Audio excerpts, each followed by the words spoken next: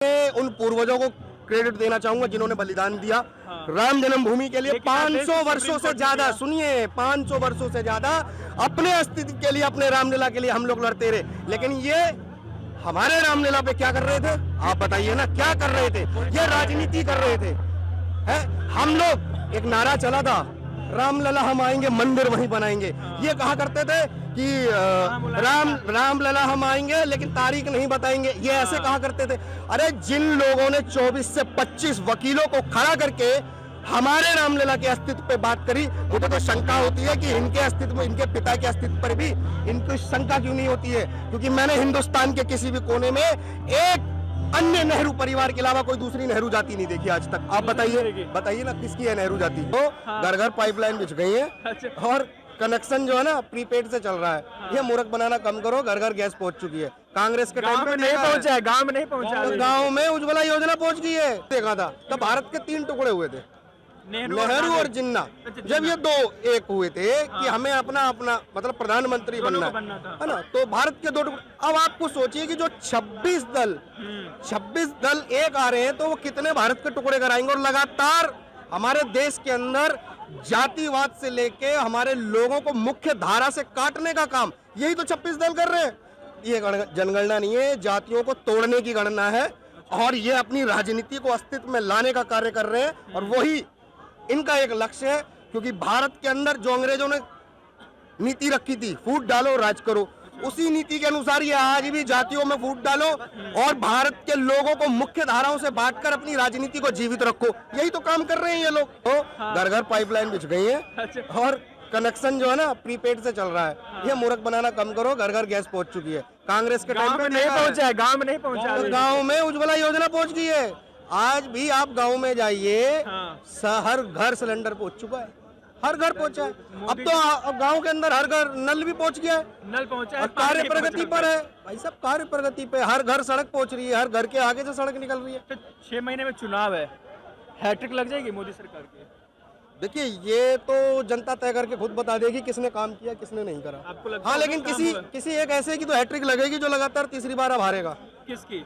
वो तो विपक्ष में आप समझ जाना, वो भी तो तीसरी बार हारेगा। 26 दल एक साथ आ रहे हैं ना, वो 26 दल एक साथ आ रहे हैं। हमने एक बार 1947 के समय कुछ 2 लोगों को देखा था, तब भारत के 3 टुकड़े हुए थे, नेहरू और जिन्ना। जब ये 2 एक हुए थे कि हमें अपना मतलब प्रधानमंत्री बनना है ना, तो भारत के 2 टुकड़े। अब आपको सोचिए कि जो 26 दल एक आ रहे हैं तो वो कितने भारत के टुकड़े कराएंगे। और लगातार हमारे देश के अंदर जातिवाद से लेके हमारे लोगों को मुख्य धारा से काटने का काम यही तो 26 दल कर रहे हैं। आप बताओ ना, अगर 26 दलों को अपनी की राजनीति 70 साल में इतनी स्ट्रॉन्ग थी तो आज इनको एक कैसे होना पड़ा। ये अपने बलबूते पर लड़ते ना, जब 70 साल ये लोग थे, सत्ता में थे, आज विपक्ष में है। मतलब कहीं तो खोट है, कहीं तो खोट है ना कि आपने अपने काम आज तक अस्तित्व में ला नहीं पाए। जो लोग गरीबी मिटाने की बात करते थे, आज वो गरीबी आज तक बताओ किसने मिटा ली। ये वोट बैंक की राजनीति थी। हमारे रामलला को लेके जो वोट बैंक की राजनीति इनकी चली है, देश की जनता को गरीब रख के और गरीब बोल बोल के राजनीति करने वालों की राजनीति थी और कुछ नहीं। राम मंदिर का इस्तेमाल, भगवान राम का इस्तेमाल मोदी जी वोट के लिए करते हैं, सच है इस बात में? तो मैं तो कह रहा हूँ, आपको किसने रोका? आप भी कर लो। अगर आपको ऐसा प्रतीत हो रहा है तो आप भी कर लो ना, क्योंकि आप ईसाइयों को लेके वोट के लिए आप काम कर रहे हो, मुस्लिम तुष्टीकरण के नाम पर मुस्लिमों के लिए जो भी कर रहे हो आप वोट के लिए कर रहे हो ना।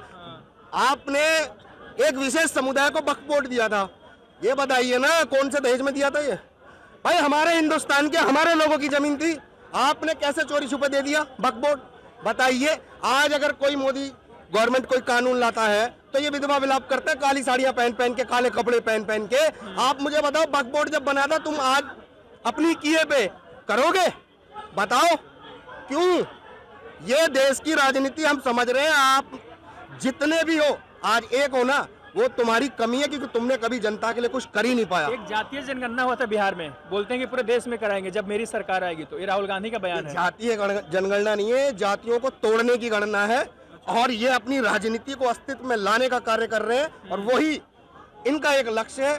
क्योंकि भारत के अंदर जो अंग्रेजों ने नीति रखी थी, फूट डालो राज करो, उसी नीति के अनुसार ये आज भी जातियों में फूट डालो और भारत के लोगों को मुख्य धाराओं से बांटकर अपनी राजनीति को जीवित रखो। यही तो काम कर रहे हैं ये लोग।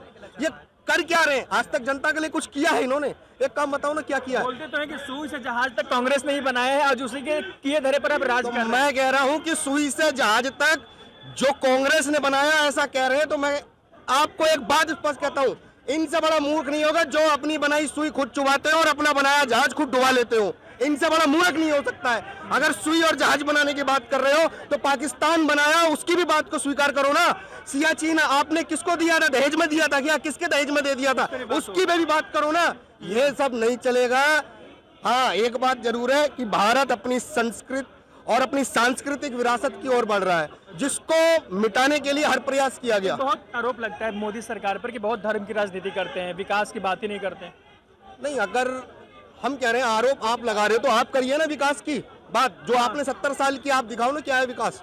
क्या है विकास? केवल मुद्दों पर राजनीति को जीवित रखकर सत्ता का सुख पाने के अलावा कोई काम किया हो तो बताओ।